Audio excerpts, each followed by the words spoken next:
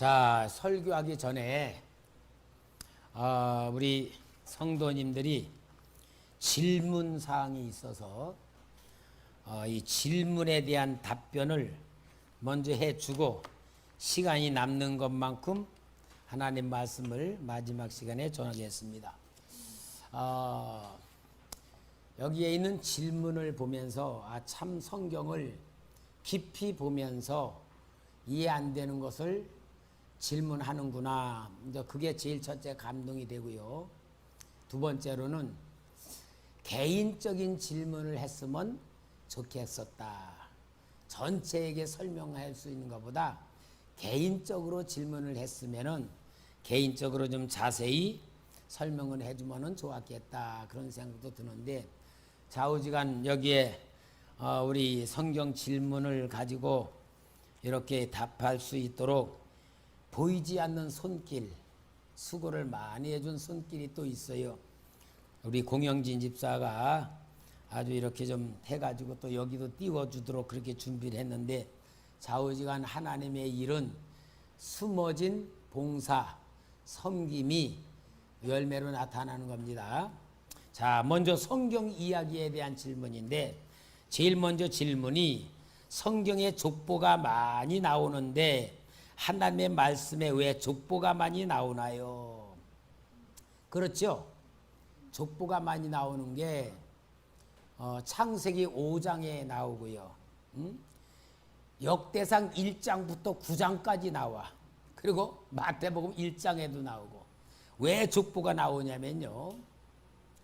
이 족보를 계속 내오는 것은 하나님의 은혜, 하나님의 구원의 역사에 흐름을 얘기하는 겁니다. 그 줄기를 타서 하나님의 구원의 역사가 흘러내려오면서 성취되는 선택받은 백성, 선택받은 민족을 이야기해 주는 게 족보의 뜻입니다. 근데 진짜 중요한 족보의 의미는 창세기 37장에 보면은 창세기 3장 1장에 야곱의 약전, 지금 개역개정에는 족보라 그랬나요? 야곱의 족보는 이러하니라 하면서 요셉 이야기가 나와. 그러면서 37장부터 50장까지가 거의 다 요셉 이야기가 나와요. 그건 요셉 이야기라기보다는 그게 누구 이야기다? 야곱의 역사다 그 말이야. 그러니까 이게 족보라고 하는 건 그냥 혈통 얘기하는 게 아니고 하나님의 역사의 흐름을 얘기하는 겁니다. 여러분, 족보가 왜 귀중하냐? 오늘 여러분, 우리는 족보가 어디 있어요? 에? 우리 족보가 하늘나라에 있어요. 하늘나라. 그래서 마태복음 1장 1절에 아브라함과 다윗의 자손 예수 그리스도의 세계라 그러면서 족보가 쭉 나오는데 예수님이 이 땅에 오셨다고 해서 그 왕으로 오신 예수님 족보에 우리가 들어가는 거야. 그래서 우리 족보는 하늘에 있는 거야. 그래서 그게 하늘의 시민권이라고 우리가 얘기하는 거예요. 여러분, 족보가 쓸데없는 게 아니고 너무 중요한 겁니다. 그래서 족보가 나오는 거예요. 그 다음에 2번, 아담은 어떻게 930세를 살 수 있었나요? 어떻게 살았을까? 아담이 930세까지. 에? 안 죽었으니까 살았지. 안 죽었으니까 살았잖아요. 그런데 노아 전까지는 모든 사는 사람들이 900세 이상을 살았어요. 그 이유가 뭐냐면은 노아 홍수 전에는 이 하늘에 이렇게 물르다가 이렇게 있었다. 온상 마냥 물르다가 이렇게 지구를 싸고 있었기 때문에 태양에 비추는 빛을 통하여 우리 사람 몸에 해롭지 않게 하는 감마선 같은 몸을 늙게 만드는 것들을 이렇게 걸러줬다는 거야. 그러니까 그 당시에는 공룡 같은 것도 있었고 그러면서 900세 이상이 넘었는데 노아 홍수 때에 물이 하늘에 있는 물이 다 쏟아져 버렸어. 그래서 지금 같은 하늘이 됐을 때에 급속하게 사람 수명이 짧아집니다. 그래서 그 노아 홍수 전에는 자연 조건이 오래 살 수 있었다 하는 것이 이 홍수 전에 그 930에 살게 된 이유를 말해주고요. 세 번째는 에녹은 죽었다고 안 하고 데려가셨다고 하신 이유가 무엇일까요? 에녹이 하나님과 동행했다고 말씀하신 것은 무슨 뜻이고 그럴 정도로 칭찬받을 일을 한 것은 무엇일까요? 창세기 5장 24절에 에녹이 하나님과 동행하더니 하나님이 그를 데려가심으로 세상에 있지 아니하였더라 그 말씀인데, 여러분 성경은 성경으로 풀어야 된다 그랬잖아요. 그 말씀이 히브리서 11장 5절에 나와. 히브리서 11장 5절에 보면은 믿음으로 에녹은 죽음을 보지 않고 옮겨졌으니 하나님이 그를 옮기심으로 다시 보이지 아니하였느니라. 그는 옮겨지기 전에 하나님을 기쁘시게 하는 자라 하는 증거를 받았느니라. 하나님과 동행했다는 얘기는 뭐냐? 하나님을 기쁘시게 하면서 살았다 그 말이야. 그러니까 여러분, 그럼 에녹이 그렇게 죽지 않고 하늘로 올라가셨다고 하는 그 말씀의 뜻은 뭐냐? 예수 믿는 우리는 영원한 생명을 가졌기 때문에 사망의 죽음에 묶이지 않고 하늘나라로 간다고 하는 그림자를 우리에게 실체로 보여주는 은혜의 말씀인 줄 믿습니다. 네 번째, 하나님의 아들들이 사람의 딸들과 결혼했다는 것은 무슨 뜻입니까? 네피림을 낳았다는 것은 무슨 뜻입니까? 네피림은 무엇입니까? 민수기 13장 33절에 큰 아낙 사람들을 뜻하는 것일까요? 창세기 6장 2절에 하나님의 아들들이 사람의 딸들의 아름다움을 보고 자기들이 좋아하는 모든 여자를 아내로 삼는지라. 여호와께서 이르시되 나의 영이 영원히 사람과 함께하지 아니하리니 이는 그들이 육신이 됨이라. 그러나 그들의 날은 120년이 되리라 하시니라. 당시에 땅에는 네피림이 있었고 그 후에는 하나님의 아들들이 사람의 딸들에게로 들어와 자식을 낳았으니 그들은 용사라 고대에 명성 있는 사람들이었더라. 민수기 13장 33절에도 거기서 네피림 후손인 아낙 자손의 거인들을 보았나니 우리는 스스로 보기에도 메뚜기 같으니 그들이 보기에도 그와 같았을 것이니라.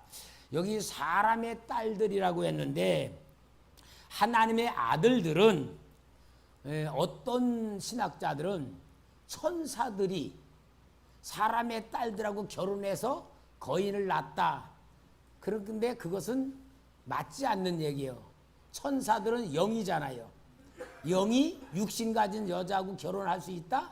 그게 아니고 여기 하나님의 아들들은 그 셈의 족보에 있는 선택받은 하나님의 자녀들, 셈 가족을 이야기하고 있습니다. 그래서 여기에 하나님의 자녀 셋의 계통을 말하고 그 아들들이 타락한 여자들의 외모를 보고 취함으로 인하여서 하나님이 그들을 포기한다는 이야기고, 네피림이라는 말은 떨어지다, 나팔 그런 데서 나온 말입니다. 그래서 네피림이라는 것은 거인들을 이야기합니다. 그래서 여기에는 한마디로 고고학적으로요, 약 3m가 되는 거인들의 뼈가 발견되기도 합니다.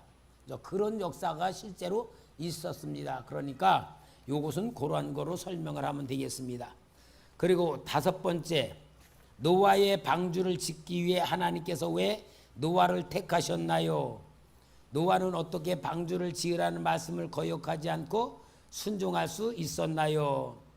여러분, 우리가 사람의 입장에서 보면은 이해 안 가는 것들이 있어요. 그러나 성경에는 정확한 답을 주셨어요. 창세기 6장 8절에 그러나 노아는 여호와께 은혜를 입었더라. 은혜를 입은 거예요. 그러니까 여러분, 모든 구원의 역사는 사람의 의로운 행위로 행치 않고 하나님의 무조건적인 은혜입니다. 이게 우리 보수적인 신앙의 정통이에요. 모든 구원은 은혜입니다. 모든 역사는 은혜입니다. 여기에 노아가 왜 택함 받았냐? 은혜 밖에는 다른 거로 해석할 수가 없어요. 그러니까 이거는 왜 노아만, 그거는 사람의 의욕점이고, 노아가 하나님 은혜를 입었다는 말 한마디로 우리는 그것을 받아야 되고, 여섯 번째로는 노아 방주의 6장에서는 동물의 한 쌍씩 넣으라고 하셨는데 그랬거든요.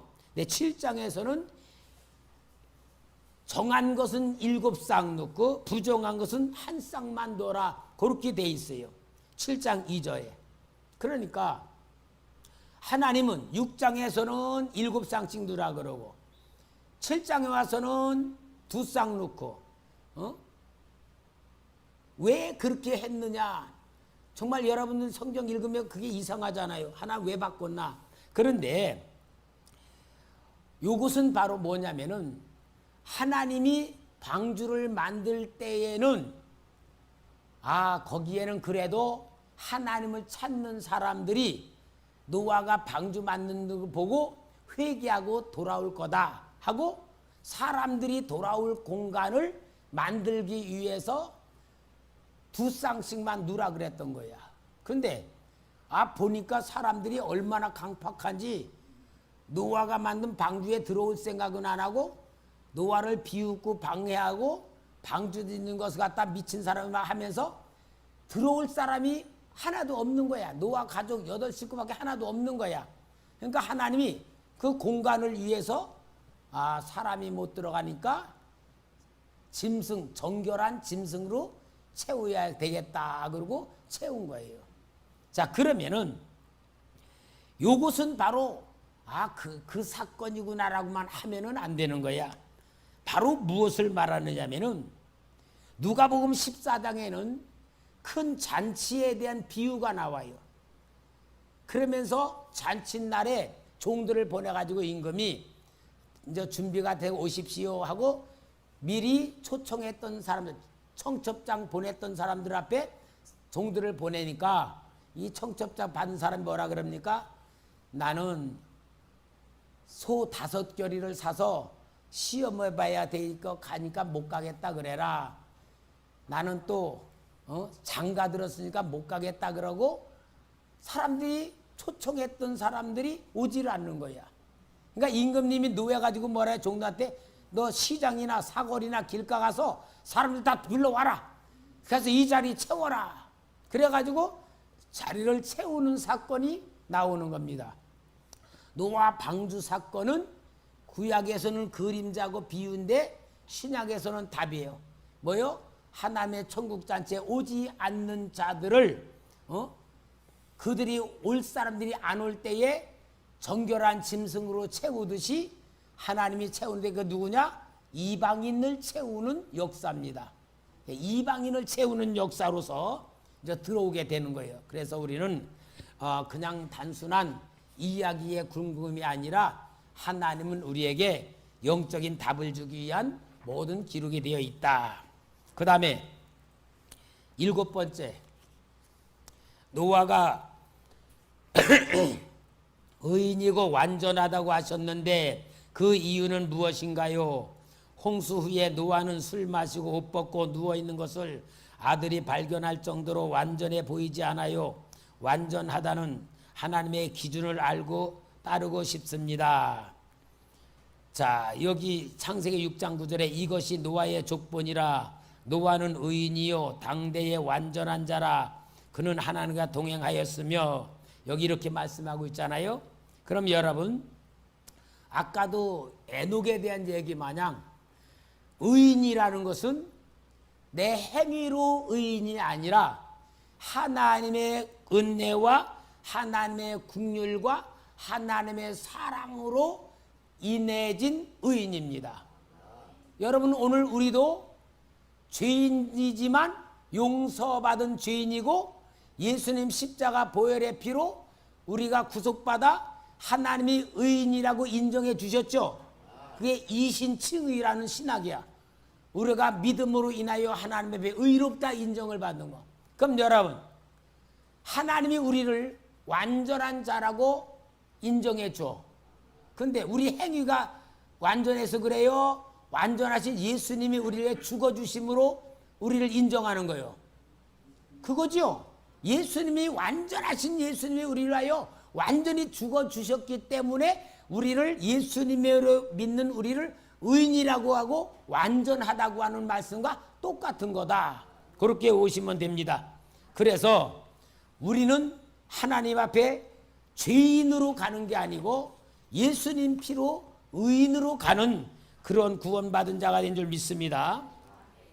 그 다음에 8번째, 성경은 일부 다처제입니까?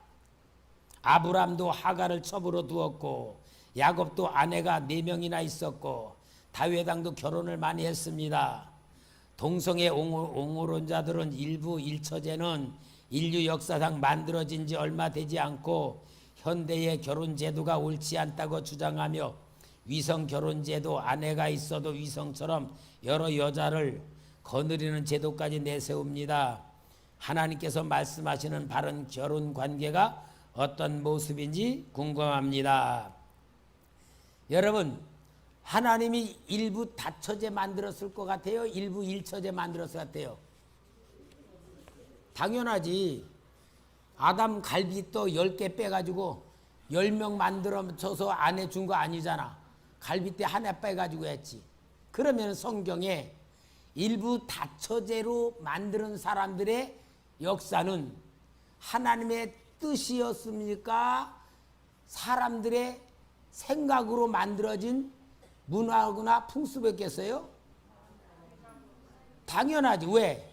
아브라함이 하갈을 첩으로 얻어서 그 다음에 편안했어요? 고생했어요? 아이고, 진짜 사람 말 들었다가요, 아브라함은요 진짜 고통 많이 당했어. 아니, 첩으로 줄 때는 언제고 어떤 쫓아내라 그러고, 이놈의 여자 말 들으면요 남자들은요 머리 빠지는 짓만 하는 거예요.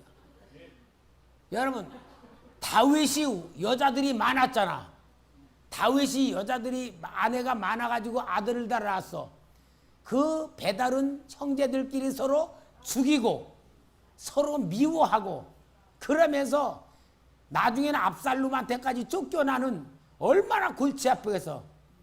하나만 데리고 살기도 힘든데 많이 데리고, 그게 뭡니까? 성경적이 아니에요. 타락한 인간의 문화로 만들어낸 그 타락의 모습일 뿐이지, 하나님이 그것을 긍휼히 여기고 그냥 그렇게 살도록 방치해 주신 것이지 그것을 하나님이 허락했다고 보면 안 되는 거예요. 하나님이 죄를 지어도 그냥 그래 그렇게 살아라 하신 것이지 아닙니다. 그러니까 우리는 더군다나 여러분, 이 죄의 결혼이라는 게요 얼마나 무서운가를 봐야 돼요. 한번 좀 봅시다. 고린도전서 5장 1절 2절 좀 찾아봐요. 고린도전서 5장 1절 2절.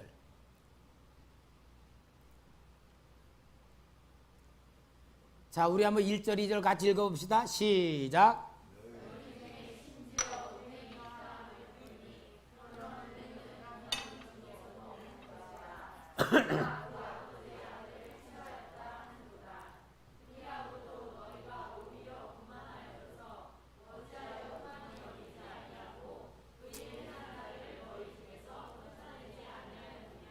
여러분, 고린도전서가 성도들에게 쓴 편지요, 불신자들 앞에 쓴 편지요?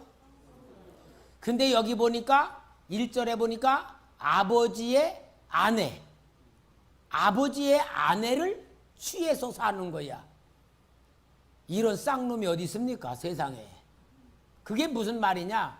아버지가 나이를 많이 먹었는데 첩을 들였어. 젊은 여자를 들였어. 근데 아버지가 죽었어. 그러니까 그 젊은 여자가 뭐요? 서모란 말이야, 서모. 그런데 이 아들이 자기 아버지가 데리고 살던 여자를 데리고 사는 거야. 그게 어디 있어? 교회 안에 있는 거야. 그러니 사도 바울이 얼마나 정말 이걸 책망합니까? 이런 무서운 것이 교회 안에도 있었다는 걸 이야기해 주는 거예요. 그러니까 여러분, 우리는 정말로 하나님께서 복 주려고 우리에게 만드신 제도는 하나님을 위해서가 아니라 우리를 위해서요. 하나님이 위한 말씀대로만 살면 복이 뭐냐? 평안해, 평안해. 우리 아버지가 말이요, 작은 부인 데리고 살았어요. 두 부인 데리고 사는데요, 우리 어머니는 참 착해가지고 우리 아버지하고 싸우는 걸 못 봤어. 하여튼 아버지가 하는 대로 다 하는데 우리 어머니가 남편 뺏기고 살면서 하여튼 속이 다 썩더라고. 다 썩었어. 그런데 우리 아버지는요, 내가 보니까 여기는 미안하고 여기는 들볶이고 왔다 갔다 하면서 보니까 너무 불쌍해. 나는 그 상처를 받아가지고요, 아유, 나는 진짜 참이 그 작은 부인 데리고 사는 사람이 얼마나 불쌍한가 보고, 그 작은 부인으로 사는 사람들이요, 성경적이 아니잖아요. 하여튼 사람이요, 고생도 사서 하는 거야. 그런 것이 여기 성경에서는 이야기합니다. 아홉 번째, 레위기에서 부정하다는 뜻이 무엇입니까? 악성, 피부병, 나병, 유출병, 출산 후 여인, 월경 중 여인을 다 부정하다고 하였습니다. 제사장 가문에서 등 굽은 자, 눈 먼 자는 하나님께 제사도 드리러 나오지 말라고 하셔서 성경은 장애인, 병자, 여성을 차별하는 것처럼 보입니다. 반면 외국인, 고아, 과부는 돌보라고 하시고 슬루브아스의 딸들에게는 그 집안에 아들이 없어 딸에게 땅을 물려주는 현대와 같은 남녀 평등적인 처리법도 나와 궁금합니다. 뭐가 이리 궁금한 게 많아? 궁금하기는 그냥 이해 안 되는 거면은 하나님 말씀이 그런가 보다 하지. 여러분, 부정하다는 뜻의 반대는 정함이에요. 정함은 거룩이고요, 부정이란 거는 거룩을 범한 거예요. 그러면은 여기에 부정하다는 것은 뭐냐? 하나님으로부터 함께 할 수 없다, 그 말이야. 그게 부정이에요. 자, 근데 제사장 가문, 여러분 성경에 레위 지파는 하나님이 구별시켜서 하나님 일을 하게 만든 지파인데, 레위 지파 중에서 아론의 자손들만 제사장입니다. 아론의 자손들이 제사장 일을 했는데, 아론의 자손들 중에 오늘 여기 나오는 등이 굽은 자나 눈 먼 자나 뭐 이렇게 육체적으로 장애가 있는 사람은 제사장 일을 할 수 없다 그랬어요. 그러면은 아론의 자손임에도 불구하고 그렇게 장애가 있는 사람은 하나님의 그 섬기는 제사장 일을 할 수 없다고 한 가장 중요한 이유가 뭐냐? 장애를 얘기하는 게 아니고, 우리가 하나님 말씀은 정결법을 우리에게 가르쳐 주기 위한 율법이거든요. 이 말은 뭐냐? 영적으로 온전하지 못한 사람들의 제사는 하나님이 받지 않는다, 그 말이에요. 그러니까 육적인 장애는 그림자이고 영적인 실체는 영적으로 하나님 앞에 온전하지 않은 사람의 제사 예배는 하나님이 안 받는다는 것을 보여주는 해석의 말씀이에요. 자, 여러분, 가인의 제사를 안 받았지요? 아벨의 제사는 받았어요. 거기에 하나님은 가인의 제사는 곡식을 드렸기 때문에 안 받고, 아벨은 양을 드렸기 때문에 그게 아니에요. 곡식도 드리는 제사가 있어. 그런데 중요한 게 뭐예요? 가인과 그 제사를 받지 않았다고 했어. 제사만 안 받은 게 아니고 누구도 안 받았다? 가인의 삶을 받을 수가 없었던 거예요. 그거와 마찬가지예요. 그러니까 여러분, 우리가 예배를 한다고 예배 드리는 장소에 와 있다고 예배가 아니다, 그 말이에요. 예수님의 보혈의 피로 회개하고 의롭다는 인정받고 하나님의 궁율과 사랑의 옷을 입고, 그리고 감사와 감격으로 내 마음이 나와 드릴 때에 받는 예배를 제사장의 이야기로다가 가르쳐 주는 거다. 그것을 말씀하고 있습니다. 그리고 이제 이 술루부앗의 딸들이란 것은 므낫세 지파의 술루부앗이라고 하는 남자가 딸을 5명을 낳았는데 아들을 하나도 못 낳았어. 딸 부자야. 근데 이 술루부앗이 죽었어. 그러면은 그 땅을 아들들에게 상속시켜줘야 되는데 아들이 없으니까 술루부앗 딸들이 우리는 딸들이라고 우리 아버지는 죄 짓지 않고 죽었는데 그럼 우리는 상속을 못 받습니까? 라고 모세에게 나와 건의를 할 때에 모세가 하나님께 물어봐요. 하나님, 술루부앗의 딸들을 어떻게 해야 됩니까? 하니까 하나님이 뭐라 그러냐? 술루부앗의 딸들의 말이 맞다. 그들에게 땅을 주어라. 그러나 그들은 다른 지파로 시집을 가면 그 땅이 다른 지파 것이 되니까 술루부앗 딸들은 술루부앗 그 지파로 시집을 가서 그 지파에 속해 있는 땅으로 만들어라. 그 이야기를 하는 겁니다. 그러니까 요 하나님께서 술루부앗의 딸은 뭐냐?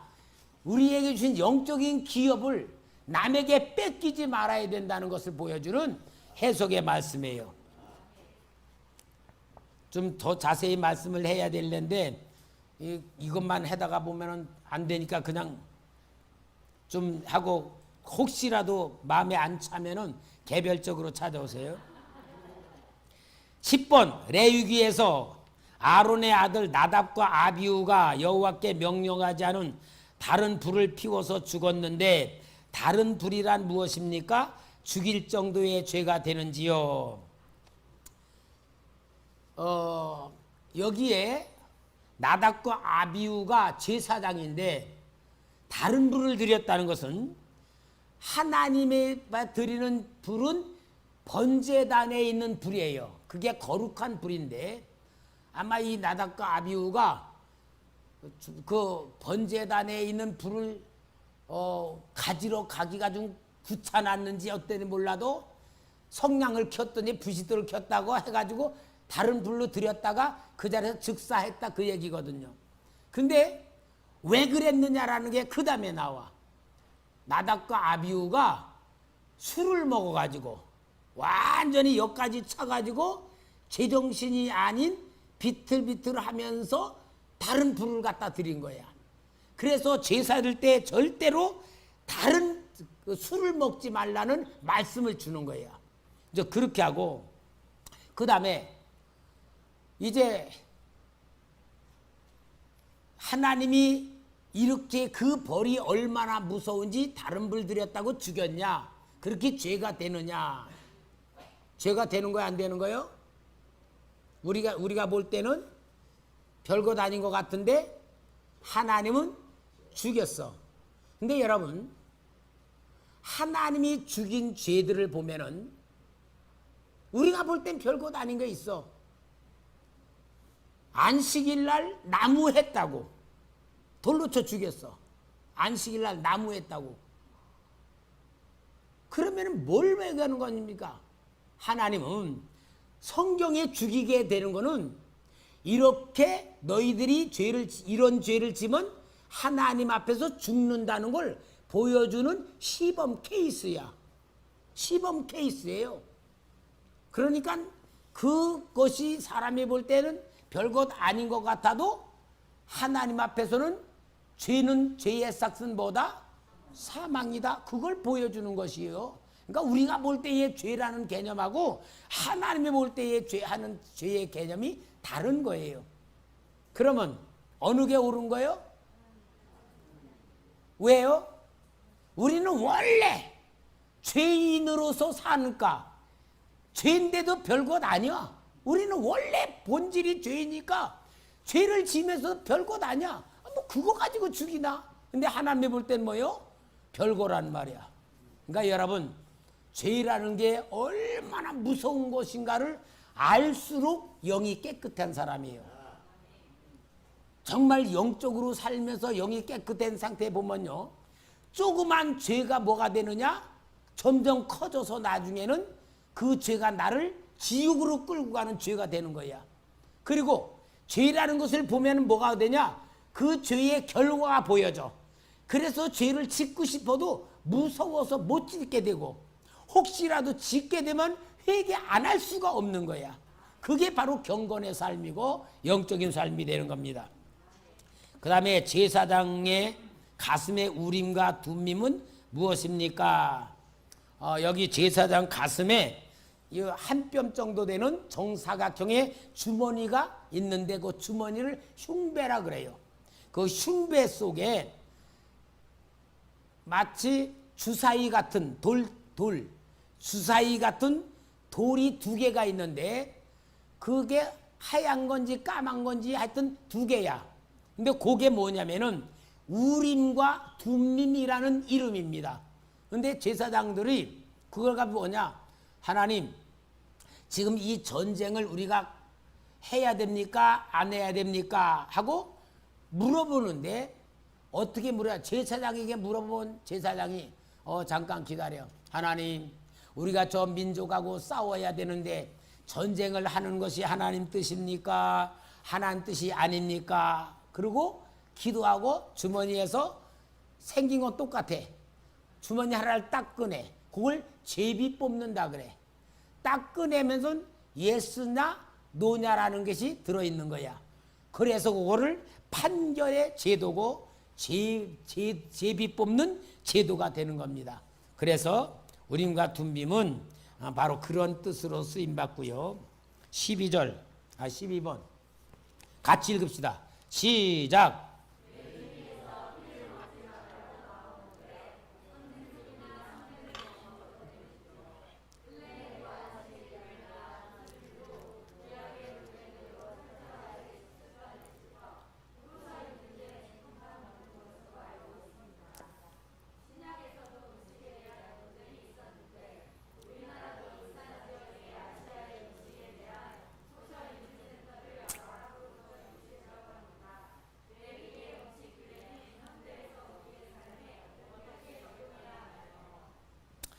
한마디로 레위기에서 먹지 말라고 한 것은 현대의학으로 보는 건강에 좀 안 좋은 거다. 그래서 현대의학으로는 안 먹는 게 좋다. 그건 건강상이고요. 그 다음에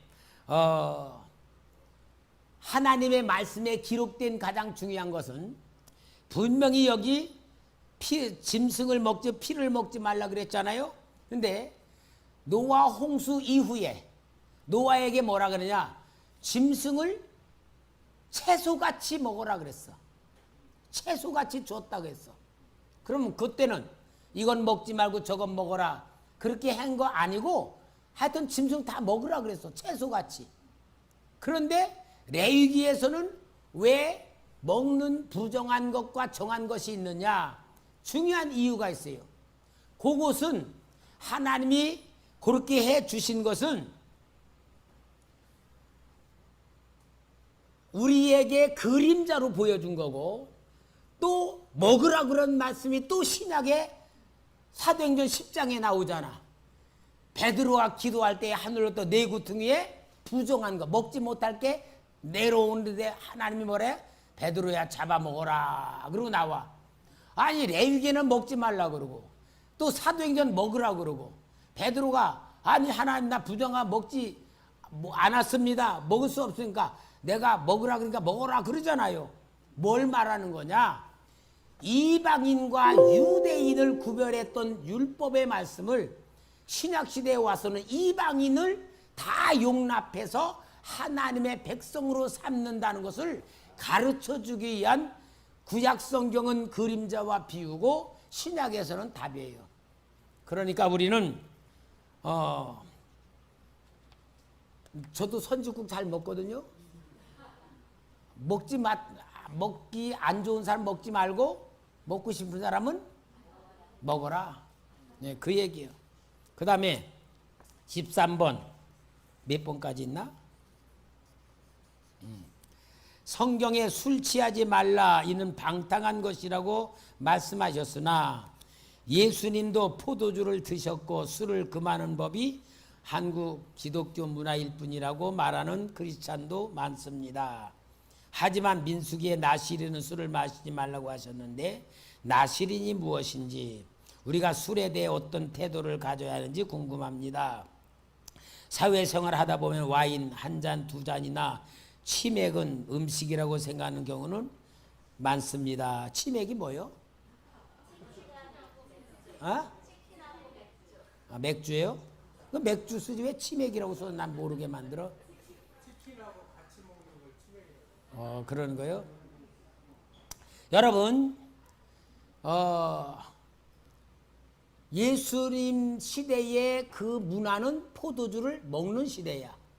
사도 바울은 디모데에게 너의 위장을 고치게 해서 포도주를 조금씩 마셔라 그랬어. 그러면 뭘 말하는 거냐면은 술을 즐겨해서 그 술 속에 잠기지 말라 그 말이야. 그러니까 내가 술을 이끌어가면 되는데 술이 나를 사로잡아. 이제 그 문제를 여기서 말하는 거고요. 이제 한국 교회에서는요, 선교사들이 왔을 때에 선교사들도 담배도 피고 막걸리도 같이 먹고 그랬어요. 담배 피고 막걸리 먹고 있다가 어디 예배 시간 됐습니다. 자, 우리 예배 드립시다. 그리고 예배도 드렸다 그래요. 그런데 이게 한국 사람들이 보니까 절제를 못하는 거야. 술을 먹으면 마냥 가득 먹고 나답과 아비후 같이 그런 짓을 하는 거야.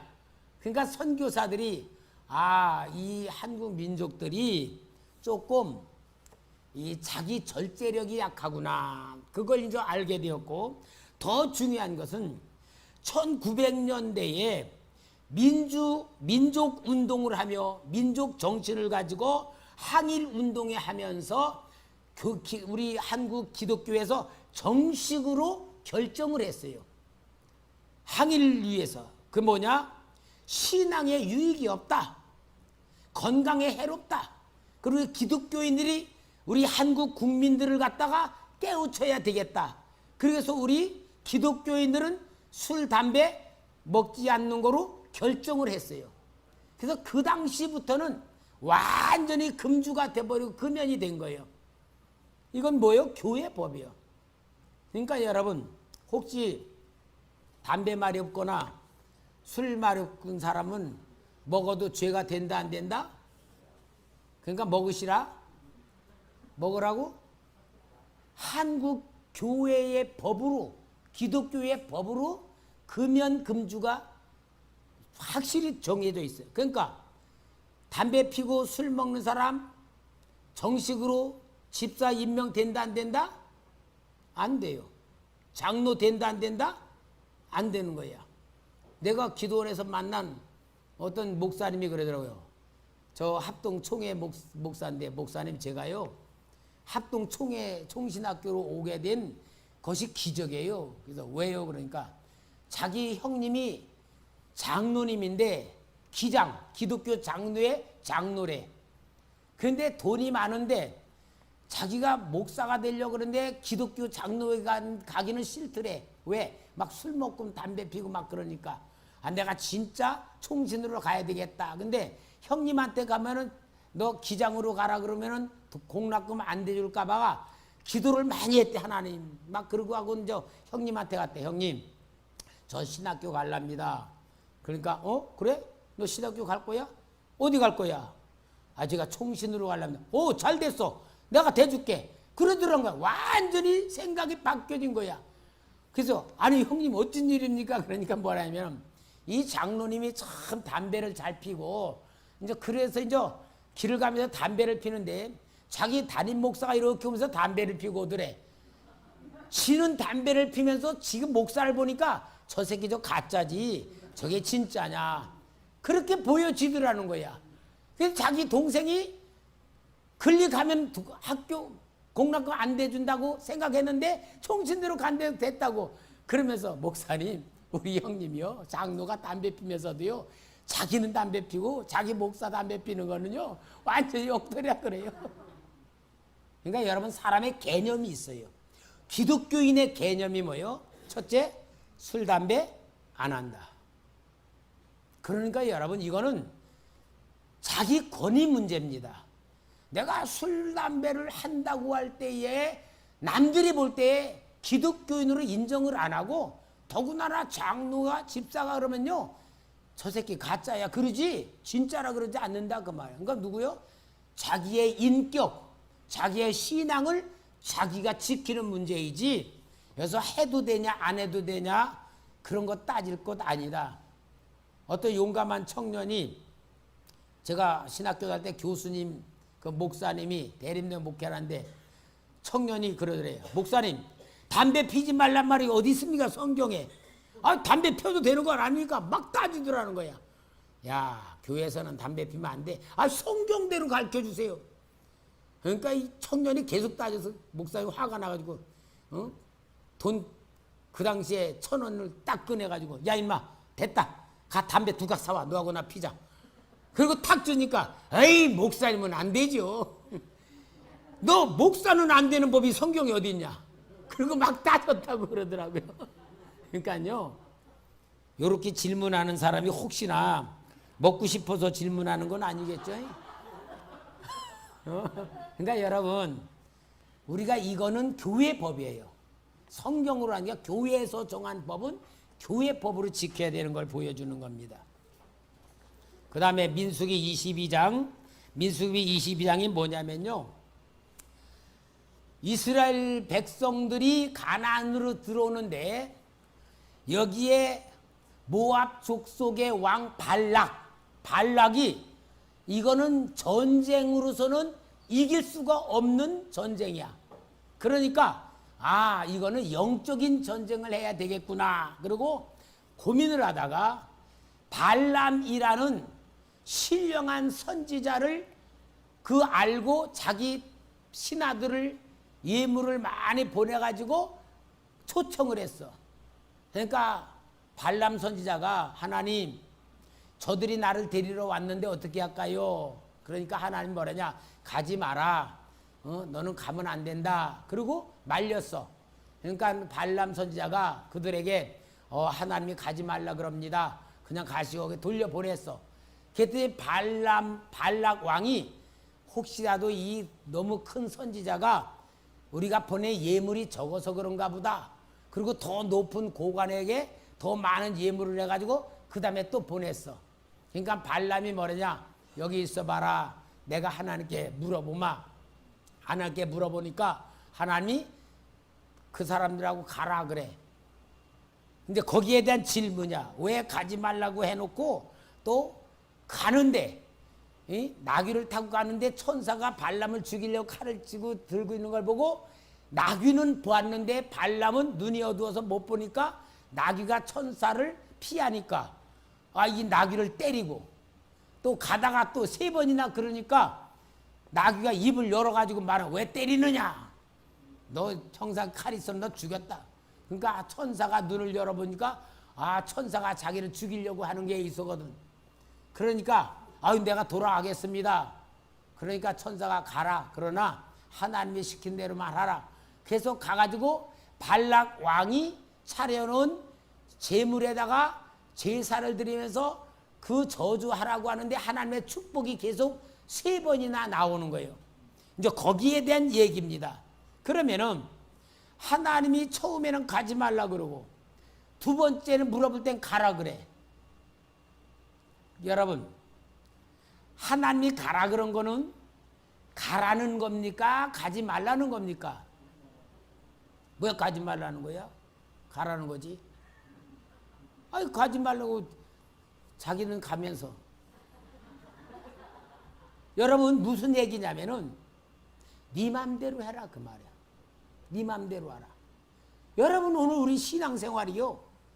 하나님 말씀대로 해야 된다는 거 알면서 솔직히 누구 맘대로 해?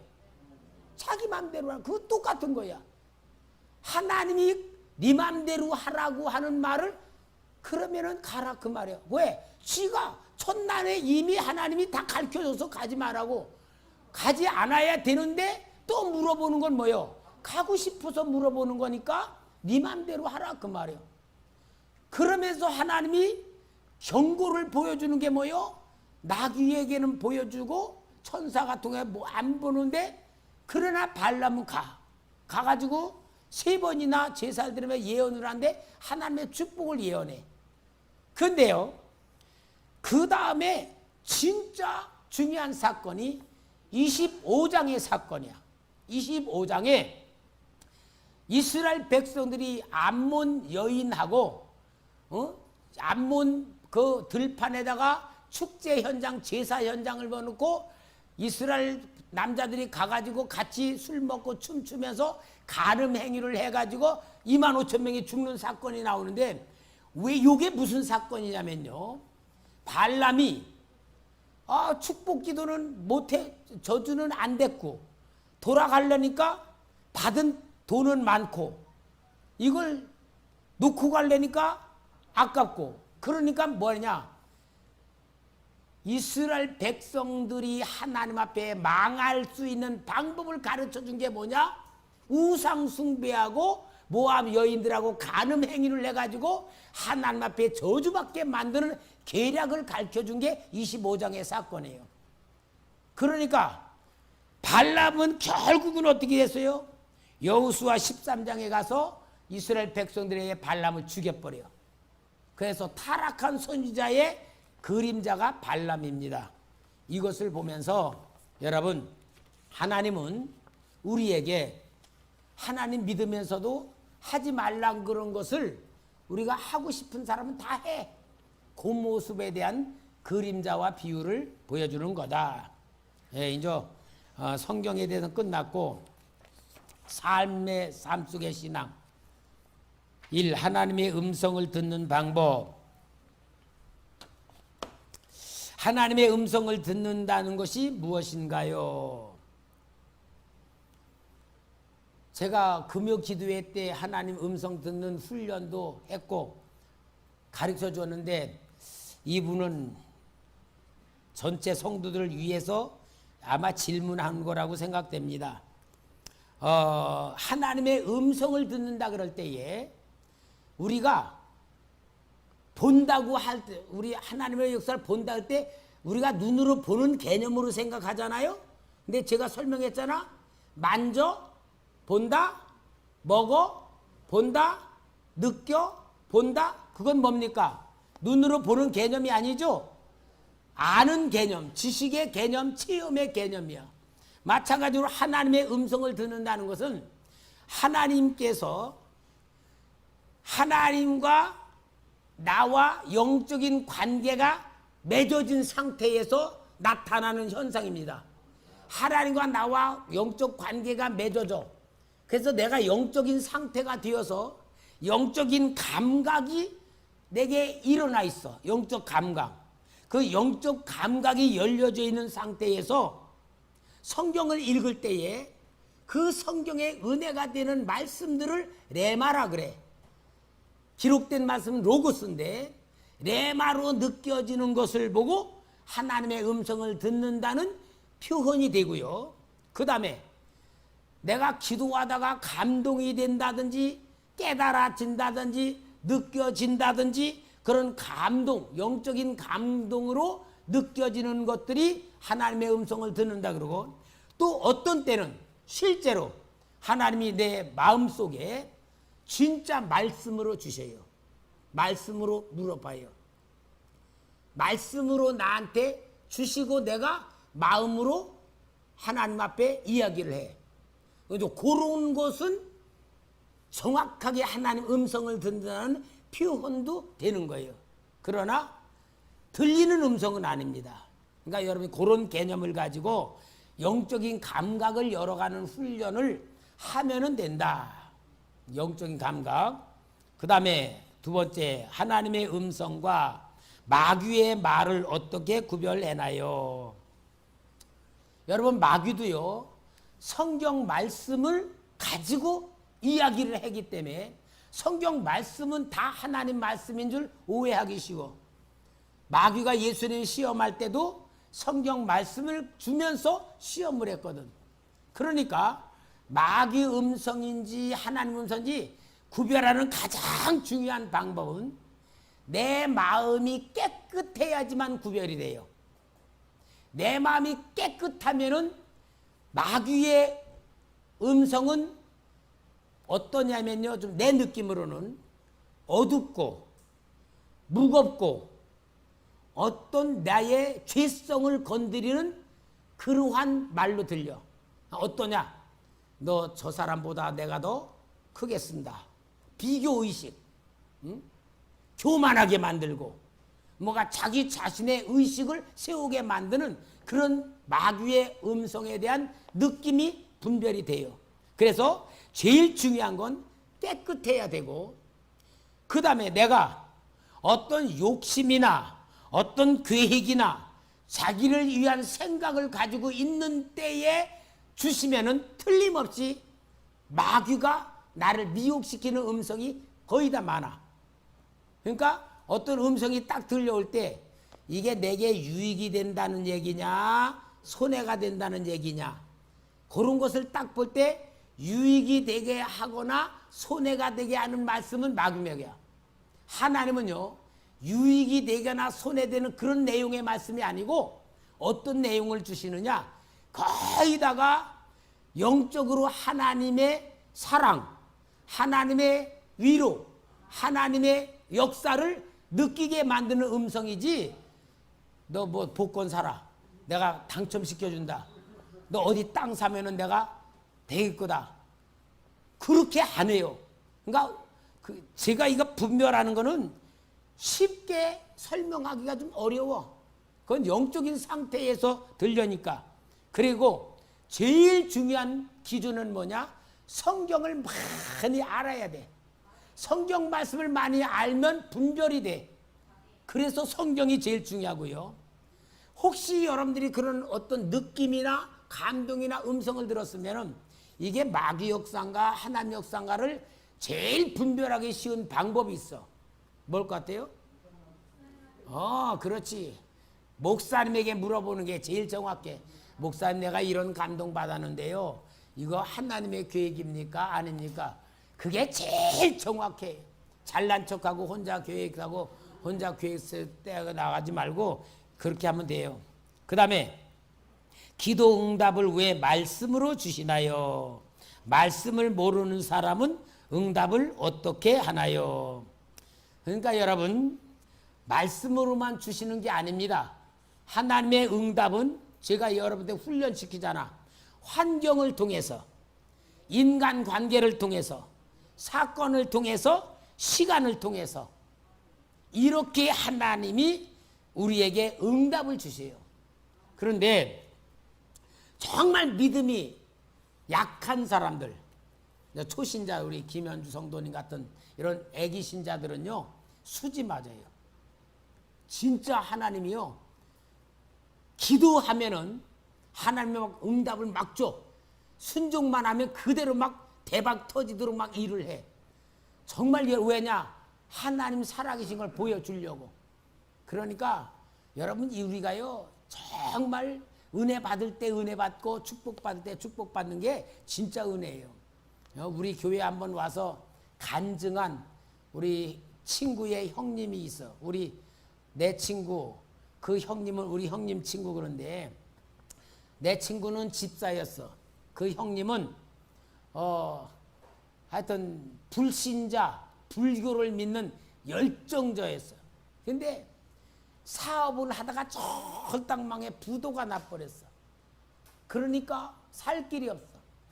그러니까 이 형님이 어떻게 하면 내 아들하고 아내를 살 길을 마련해 줄까 하다 보니까 자기가 교통사고나 죽으면 되겠더래. 그래서 옛날에 저 양화대교가 아주 약했을 때 한 120만 밟고 틀면은 난간으로 떨어지면은 보험으로다가 자기 아내하고 아들은 살릴 것 같대. 그래가지고 2번이나 답사를 했다는 거야. 그런데 우리 친구가, 형님 얼마나 힘들어요. 그렇게 고생하지 말고 예수 좀 믿어봐요. 그랬다는 거야.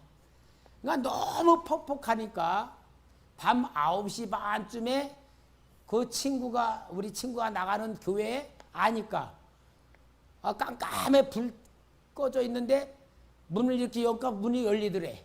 그게 들어가서 이 마룻바닥에 앉아가지고 두 다리를 뻗고 하나님 살아계십니까? 하나님 진짜 살아계시다면 나 좀 살려주시오.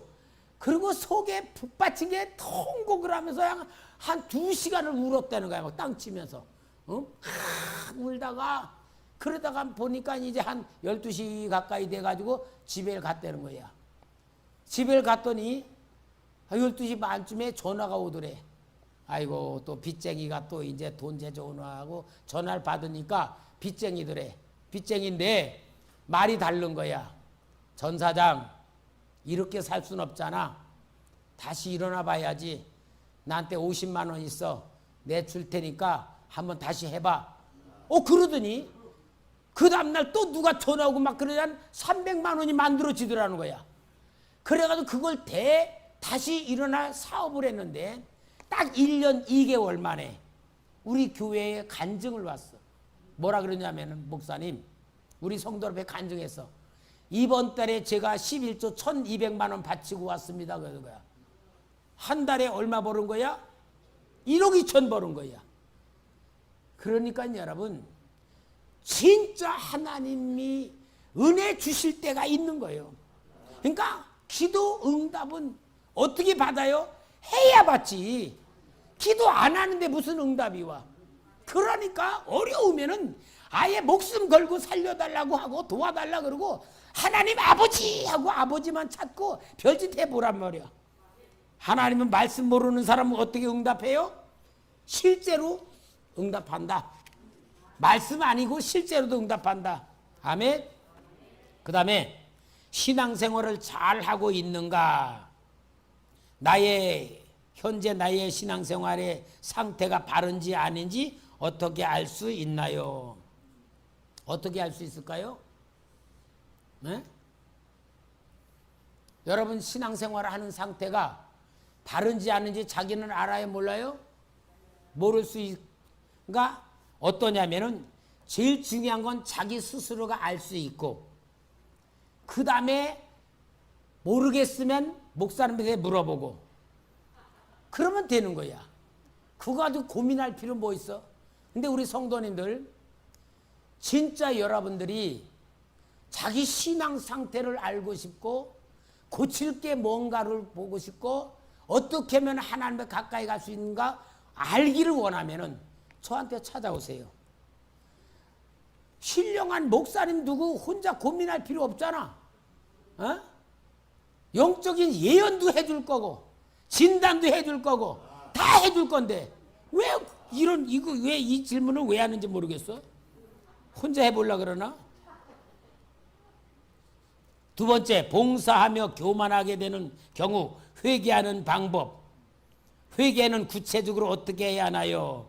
여러분 회개는 두 가지 방법이에요. 절대적으로 하나님 앞에 지은 죄는 하나님께 회개하고 사람 앞에 잘못된 것은 하나님 앞에 회개하며 사람으로부터 관계를 완전히 회복되었어야 완전한 회개입니다. 하나님 앞에만 회개해놓고 내가 사람 앞에 상처 줬다. 내가 뭔가 그 사람에게 손해를 끼쳤다. 그래 놓고 그 관계 회복 안 하면 하나님도 그 회개는 안 된 거로 보는 거예요. 분명히 성경에 돼 있어요. 근데 우리 기독교인들이요 진짜 우습지 않은 게 사람한테 괴롭고 사람에 잘못해놓고 하나님 앞에 회개해. 그리고 사람하고 외면해. 여러분 성경적 회개 아닙니다. 그러니까 그 회개를 해야 되고 회개에 대해서 좀 할 말이 많은데 시간이 없으니까 세 번째 술과 담배를 하지 말라고 하고 TV 보기나 게임 유튜브 하는 것이 과하면 좋지 않다고 하는데 하고 싶을 때 어떻게 이기는 마음을 가질 수 있나요? 하지 말라면 안 하면 되지 어떻게 이겨?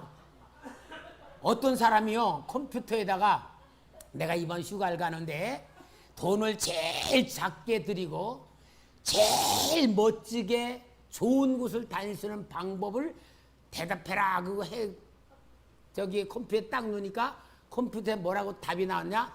집에서 밥 먹고 자라. 여러분 아니 돈 안 들이고 무슨 좋은 데 구경해. 세상 공짜가 어디 있어. 좋은 데는 돈이 드는 거고 그렇잖아요. 그럼 완전히 웃기는 거잖아. 그러니까 여러분, 성경에서 하지 말라고 하는 거는 안 해야 되고, 하라고 한 걸 하면 되는데, 우리 성도들이 어떤 줄 알아요? 꼭 이런 것이 물어봐. 근데 여러분, 다른 것 아니에요. 제 경우로는 하나님께 관심을 갖고 쏟으면 쏟을수록 세상 것은 잊어버려. 그게 정상 아니에요? 두 주인을 못 섬기니까. 제가 요즘은요, 뉴스도 보기가 싫어. 왜? 다 보면은 난 못한 것만 까발려. 맨날 망할 것 까발리고. 여러분, 그건요, 들어도 평안이 없어요. 진짜 여러분, 예수한테 미치고 예수님에게 관심 쏟고 예수밖에 몰라야 하늘의 복과 땅의 복 받게 될 줄 믿습니다. 네 번째, 하나님께 맡긴다고 하는 것이 되어지는 상황을 보고 따라가기만 하면 되는 것인지 무엇을 하면 내 방법이라고 하는지 구분이 어렵습니다. 그 말은 한마디로 누가 주인이냐? 누가 주인이냐?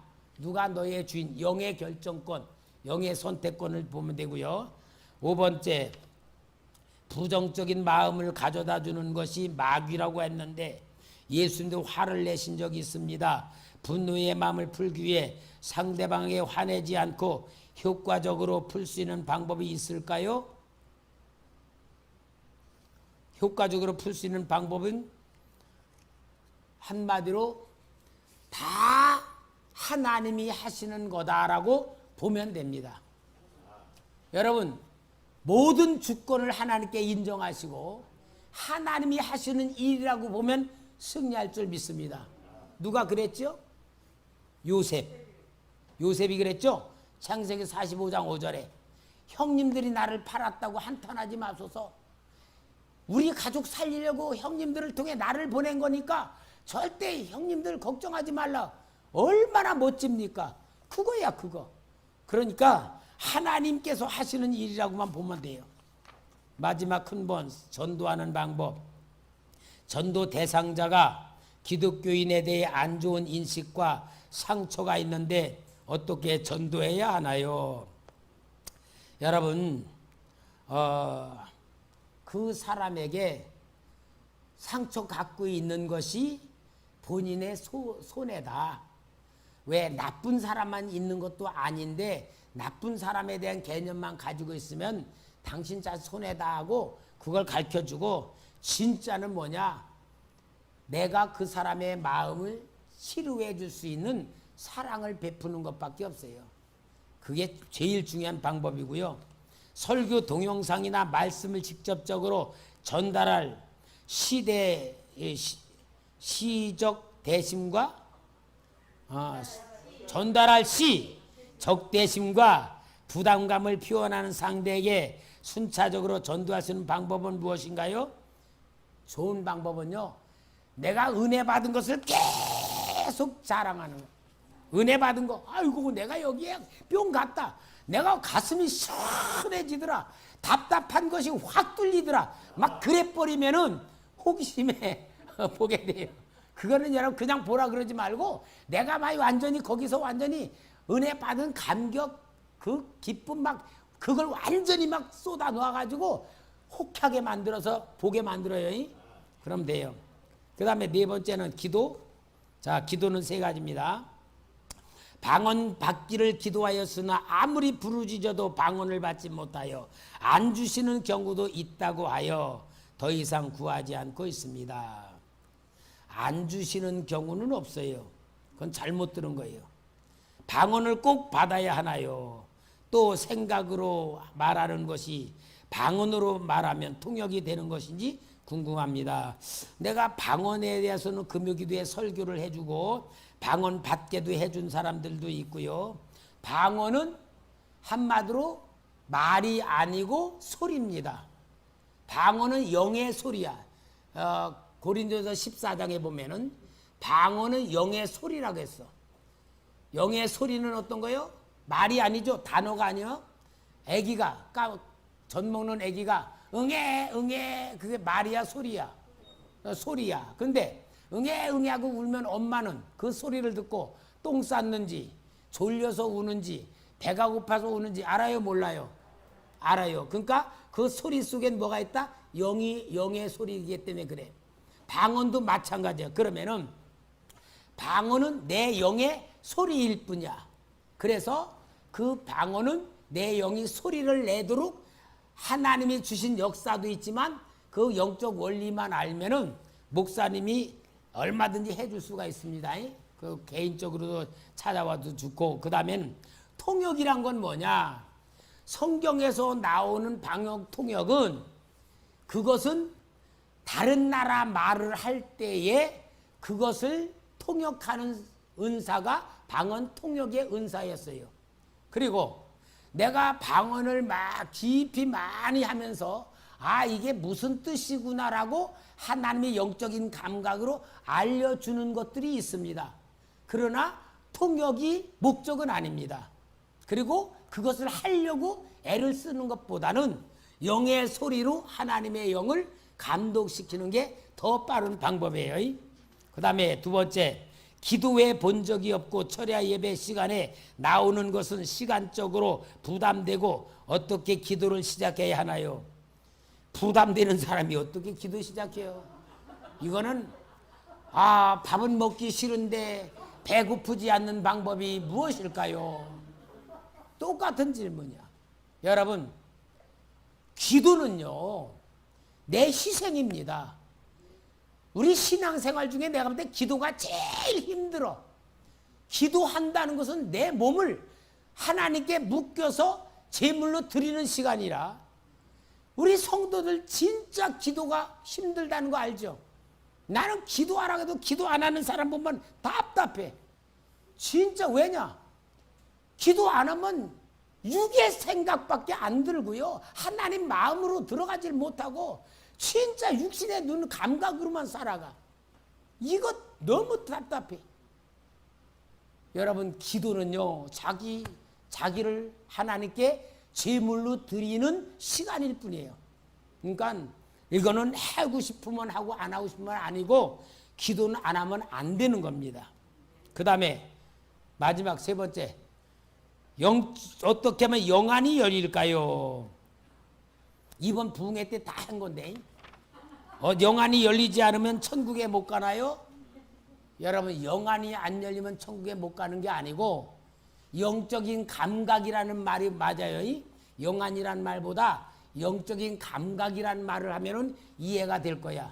영적인 감각이 열려지면은 하나님의 사랑을 느끼고 하나님이 나와 함께하는 게 느끼고 하나님이 앞장서 가시는 게 느끼고 또 내가 지금 하나님의 복을 받는 게 느끼고 이게 복이에요. 이게 능력이고 이게 진짜 천국입니다. 그래서 그런 거예요. 혹시 영적 감각이 느끼지 않았어도 진짜 예수 믿는 구원받은 영이 되면 천국 갈까 안 갈까? 갈 수밖에 없죠. 그러니까 이거는 혹시 여러분 지금 제가 이렇게 그냥 쭉쭉 얘기를 했는데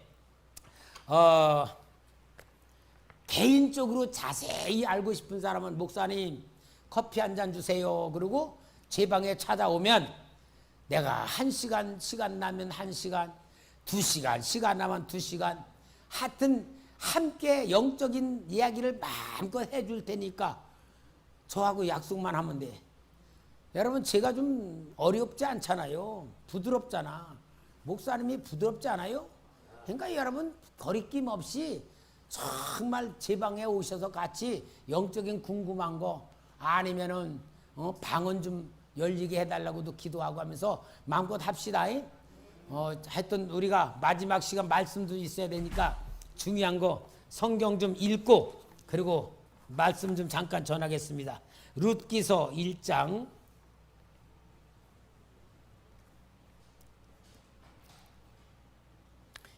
시간 많이 갔으니까 룻기서 1장 1절부터 5절까지 읽겠습니다. 사사들이 치리하던 때 그 땅에 흉년이 드니라. 유다 베들레헴에 한 사람이 그의 아내와 두 아들을 데리고 모압 지방에 가서 거류하였는데 그 사람의 이름은 엘리멜렉이요 그의 아내의 이름은 나오미요 그의 두 아들의 이름은 말론과 기론이니 유다 베들레헴 에브라 사람들이더라. 그들이 모압 지방에 들어가서 거기 살더니 나오미의 남편 엘리멜렉이 죽고 나오미와 그의 두 아들이 남았으며 그들은 모압 여자 중에서 그들의 아내를 맞이하였는데 하나의 이름은 오르바요 하나의 이름은 루시더라. 그들이 거기에 거주한 지 10년쯤에 말론과 기론 두 사람이 다 죽고 그 여인은 두 아들과 남편의 뒤에 남았더라. 자, 우리가 룻기서는 잘 알잖아요. 어저께 영혼의 모습에 대해서 보여줬잖아요. 룻기서에 대한 간단한 설명은 사사시대에 베들레헴에 살고 있는 엘리멜렉이라는 사람이 그 땅에 흉년이 들었어. 야, 먹고 살기 힘들다. 우리 옆에 있는 모압 땅으로 이민 가자. 아내와 말론과 기론이라는 두 아들을 데리고 이제 그 모압 땅으로 이민을 갔어. 근데 거기서 엘리멜렉이 죽었어. 그래서 나오미는 두 아들 말론과 기론, 오르바와 룻이라는 모압 여인을 며느리로 얻어가지고 살게 됐는데 또 두 아들이 죽었어. 그래서 세 과부가 살다가 이 나오미가 보니까 베들레헴에 풍년이 들었다. 먹고 살기 넘치는 풍년이 들었다. 그러니까 나오미가 아이고 내가 이국 땅에서 혼자서 이렇게 쓸쓸히 과부가 되어 죽느니 고향으로 돌아가서 살겠다. 그러고 돌아가는 과정에 두 며느리한테 너희들은 고향으로 가서 너네 서로 결혼해 살아라 보내니까 오르바는 안타까워 이별을 하며 울면서 돌아갔지만 룻은 나는 어머니의 하나님이 내 하나님, 어머니의 형제 내 형제, 어머니 죽는 곳에 나가 죽겠으며 하고 붙들어 가지고 어머니를 쫓아서 벨르 땅에 왔어요. 그때가 보리 추수를 할 시작 때란 말이야. 보리 추수를 하는 때에 룻이 추수 이삭을 추수로 닿는데 그게 바로 보아스의 땅이야. 보아스는 엘리멜렉의 가장 중요한 친족, 가까운 친족의 사람이라. 보아스가 보니까 룻이라는 그 모압 여인이 시어머니를 따라 추수를 하는 걸 보고 야, 저 여인 절대로 괄시하지 말고 사환들에게 가끔 뽑아가지고 나서 가져가게 만들어라. 그렇게 해가지고 이 이삭을 주워도 한 머리에 이고 오니까 어머니가 시어머니 나오미가 너 어디서 오늘 이삭 주웠냐? 예, 그 주인이 보아스라고 하는 분입니다. 아, 그러냐? 그 우리 가장 가까운 친족이다. 그가 우리의 그 재산을 상속해 줄 사람이다. 상속을 물을 사람이다. 그래가지고 이 나오미는 룻의 팔자를 고쳐주려고 추수하는 추수마당에 잠을 자는 보아스에게 그 들에 보내잖아. 잠자다가 보니까 누가 발치에 어떤 여인이 누워있어. 보아스가 아니 누구요? 아, 제가 룻입니다. 어머니께서 가장 우리 기업 물을 자라고 해서 왔습니다. 아, 참 아름다운 그 마음을 내가 아는다. 그러나 이것은 이렇게 할 게 아니고 내가 정상적으로 순서를 하겠다. 그리고 돌려보내면서 아주 그냥 보리를 착 이어서 돌려보내고 그 다음날 보아스가 성문에서 장로들을 모아놓고 이제 있는데 자기보다 더 가까운 친족이 지나갈 때 여보시오 일로 와발람. 그 나오미의 그 집안의 기업을 물을 자가 나보다 당신이 더 가까운데 그 룻이라는 여인을 아내로 삼아가지고 그 집안의 기업을 물어주시오. 그러니까 이 사람이 나는 내 기업에 못하겠다. 당신이 해라. 그리고 자기 신을 벗어가지고 주는 거예요. 그러니까 보아스가 장로들에게 증인을 세우고 이제 룻이라는 그 여인을 자기 아내로 삼아 그리고 엘리멜렉의 집안에 그 상속을 다 받아줘. 그래가지고 이 보아스가 룻을 통하여 난 것이 이제 오벳이라고 하는 아들을 낳게 되는 것이 이제 이렇게 룻기에 대한 이 얘기란 말이요. 그게 4장까지 있는 얘기인데 룻에 대한 얘기를 하려고 하는 게 아니고 나는 여러분에게 영혼에 대한 얘기를 하려고 해요. 영혼. 자, 여러분, 우리가 성경에 나오는 남자와 여자의 관계, 아담, 하와. 자, 요 관계를 영적인 것으로 풀을 때는 아담은 영입니다. 영. 하와는 마음이에요. 그러니까 하와가 마음이, 뱀이 선악을 알게는 나무 식을 따먹으면 눈이 밝아 하나님 같다 진다고 하면서 따먹으면 그렇게 된다고 하니까 뱀의 말은 마음이 딱 들으니까 보암직하고 먹음직하고 탐스러운 것 같으니까 따먹었어. 따먹고 누구에게 주냐? 아담 영에게 준 거야. 마음이 영에게다가 선악과를 준 거야. 그러니까 영도 똑같아져 가지고 타락해서 완전히 불행의 역사가 시작된 것이 우리 영들의 불행이라는 모습을 아담과 하와를 통하여 보여주는 거예요. 자, 그래서 성경의 원리는 항상 남편과 아내의 그림은 마음과 영의 관계라는 것을 보여주는데 그 모습이 바로 뭐냐? 우리가 잘 아는 아브라함 봅시다. 아브라함에게 아내가 누가 있어요? 사라. 자, 사라가 가나안 땅에 와서 하나님이 자식 준다 그랬는데 10년이 되어도 하나님이 자식을 안 주는 거야. 그러니까 이 사라가 여보 아무래도 나는 자식 못 낳겠다. 내 여종 하갈을 줄 테니까 하갈. 당신이 하갈을 통하여서 자식을 낳으면은 우리 주시는 거 아니냐. 해서 하갈을 통하여서 누가 나요? 이스마엘을 낳는 거예요. 그런데 백사가 되었을 때에 하나님은 사라를 통해서 누구를 낳아요? 이삭을 낳아. 아브라함에게 있어서 사라와 하갈, 이삭과 이스마엘 이야기를 하는 것은 뭐다?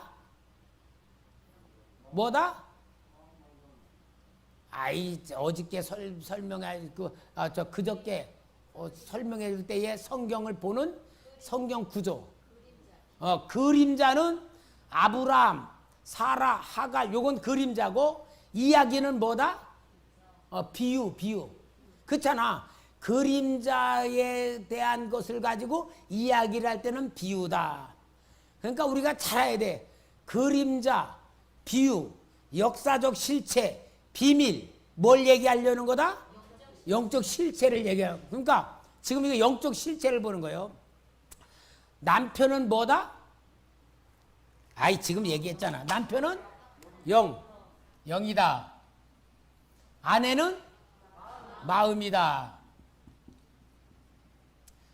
자, 사라가 남편한테 하갈을 줄 테니까 아기를 낳으라고 할 때에 이 사라는 마음으로 영에게다가 자식 낳는 방법을 가르쳐 주는 거야.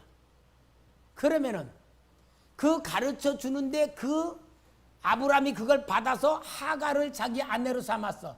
그 하갈도 뭐다? 하갈도 마음이야. 그리고 이삭은 뭐냐? 이삭은 육신이야, 육신.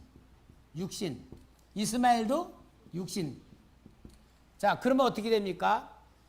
성경에서 볼 때에 사라도 마음인데 어떤 마음이냐? 선한 마음이야. 선한 마음. 하갈은 어떤 마음이냐? 악한 마음이야. 이삭은 좋은 열매. 이스마엘은 나쁜 열매.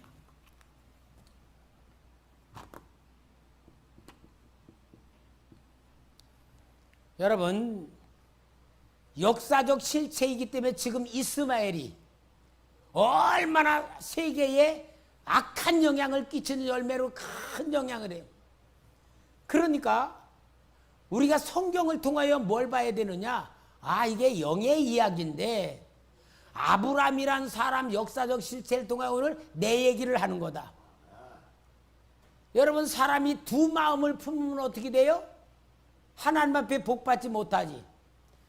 이 사라라고 하는 마음만 순수하게 품으면은 하나님의 축복의 열매가 나오는데, 이 악한 마음으로 세상적인, 이게 애굽 여인이거든. 하갈의 마음을 갖고 받을 때는 뭐가 나오냐?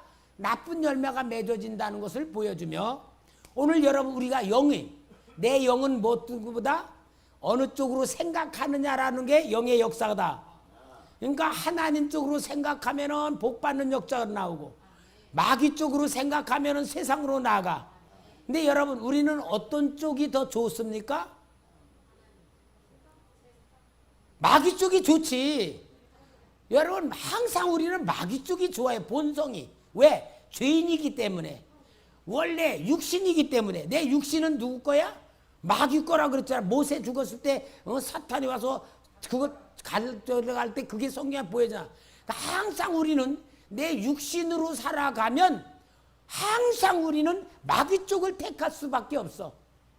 그러니까 그 결과가 어떤 걸 알면 우리는 항상 힘들어도, 기도하기 싫어도, 기도하기 힘들어도 계속 하여튼 하나님 쪽으로 생각하고 붙들고 나가고 하면서 계속 내 마음에는 하나님이 주는 마음, 하나님의 생각, 하나님의 말씀, 하나님의 능력, 하나님의 권세를 계속해서 내가 하나님께 계속하면 이 좋은 마음에서는 지혜와 지식과 능력과 선, 그런 은사로 계속 영을 공급해 주면은 내 영이 하나님을 붙잡으면 붙잡을수록 내 영이 풍성해지고 능력으로 충만해지면 열매가 뭐요? 축복의 열매가 나오는 거야.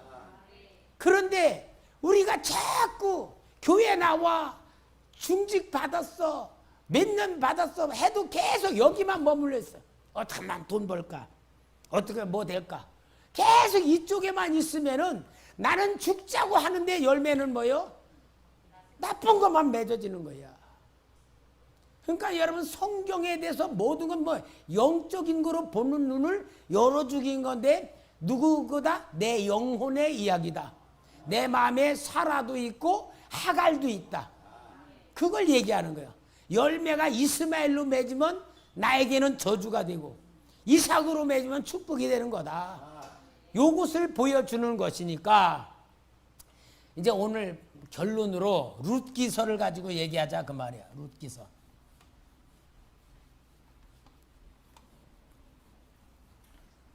자, 룻기서요. 주인공이 오늘 누구죠? 엘리멜렉. 또 아내는 누구지? 나오미. 그 다음에 아들은 말론과 기론. 자, 봅시다. 엘리멜렉은 뭐다? 영이다. 나오미는 마음이다. 말론은, 기론은 육신. 엘리멜렉이 영이야. 베들레헴 땅에 흉년이 들었어. 아이고, 여기서 못 살겠다, 죽겠다. 그러니까 막 영이 그렇게 하고서 이제 우리가 베들레헴 떠나서 저 모압 땅으로 좀 이민을 가야 되겠다 하고 영이 생각을 하는 거야. 엘리멜렉이. 그러면은 나오미가 마음이 뭐라고 해야 돼요? 이 영감 미쳤나? 이 영감 죽으려고 환장했나? 바가지 긁어야 돼, 안 돼야 돼? 말은 잘하네. 여러분, 남자들은요 실제로 여자 말 안 들으면 못 살아요. 여자 말 들으면은 안 된다고 하면서도 듣게 돼 있어. 나도 많은 시련을 당한 적도 있어. 근데 여러분, 우리가요, 하여튼 여자 말 안 듣는 남자는 있다 없다? 없다. 그 말은 무슨 말이냐? 잘하세요. 마음의 말을 듣지 않는 영은 있다 없다? 없다. 그 얘기를 하려고. 왜 그렇게 어렵게 말해?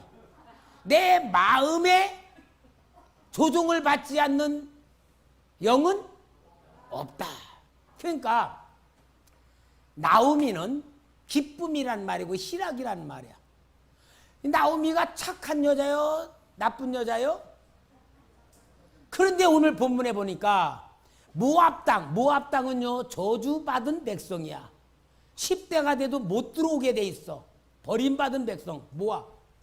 여기가 모압이고 여기는 베들레헴. 여기서 떠나 인리로 가겠다고 영이 생각을 하고 계획을 세우면은 이 나오미는 진짜로 뭐 해야 되냐? 팔 걷어붙이고 이 영감아 죽기 살기 싸워야 돼. 하나님 축복 놓고 어딜 떠나. 비록 지금 흉년이 들어 굶어 죽을 것 같아도 떠나면 돼 안 돼? 안 돼. 실제로 여러분 엘리멜렉 가정은 모압으로 가서 사는 것 같지만 베들레헴에 있는 사람들은 죽어서 살았어. 죽은 사람 없어. 보아스 같은 경우 봐봐. 얼마나 잘 살아. 그러니까 자기 생각에 떠나서 살 것 같지만 실은 하나님은 믿음을 시험해 보는 거잖아. 네가 시련이 있어도 붙느냐 안 붙느냐, 믿냐 안 믿냐, 그걸 보는 건데 엘리멜렉이 모압으로 간다 그럴 때 여기서 나오면 나는 순종하는 현숙한 여인이에요. 남편이 뭐든지 한 대로 나는 하는 여인이에요. 나는 착한 여인이고 따라갔어. 가가지고는 어때요? 엘리멜렉도 죽고 말lun가기로 자기 육신까지 죽었어. 몸만 죽, 영만 주는 게 아니라 몸까지도 완전히 죽어버린 거야. 이게 뭐요? 저주의 상태를 보여주는 거야. 이게 누구 얘기라고? 오늘 우리 얘기야, 우리 얘기야. 먹고 살기 위해서 일리 떠난 거. 여러분, 우리가 먹고 살기 위해서 인생을 산다는 게 이거야. 교회는 다녀도 먹고 살기 위해서 산다는 건 이걸 얘기하는 거예요.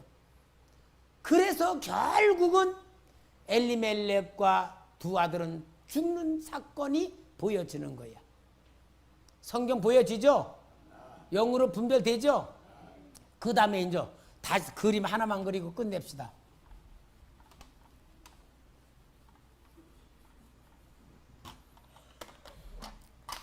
자, 이제는 남자들 죽었으니까 여자가 나와야지. 나오미, 오르바, 룬. 자, 나오미가 베들레헴으로 돌아가고자 하는 거야. 그러니까 이제 이때에서는 이 나오미는 영이 돼, 영. 그리고 오르바와 룻은 마음이 돼. 나오미가 베들레헴으로 돌아가겠다고 할 때에 요 두 마음이 서로 싸우는 거야. 아이고, 오르바는 내가 모압 땅에 머물러야 살지. 내 고향이고 친정도 있고 하면서 있는데 룻은 아니야. 내가 어머니 따라가야 살아. 그리고 요거는 악한 마음, 선한 마음이 싸우는 거야. 그래가지고 악한 마음은 남고 선한 마음이 나오미를 따라서 축복받는 곳으로 갈 때에 그 축복의 열매로 오벳을 낳았다 그 얘기요. 그러니까 여러분 우리는 성경을 항상 이야기로만 보면은 옛날 얘기 같아. 그러나 영으로 불고 진짜 나의 이야기로 만들려면은 요런 거로 보면은 우리는 명확한 하나님의 나에게 주시고자 하는 길이 보여지는 거예요. 하나님의 마음이 보여지는 거예요. 하나님의 사랑이 보여요.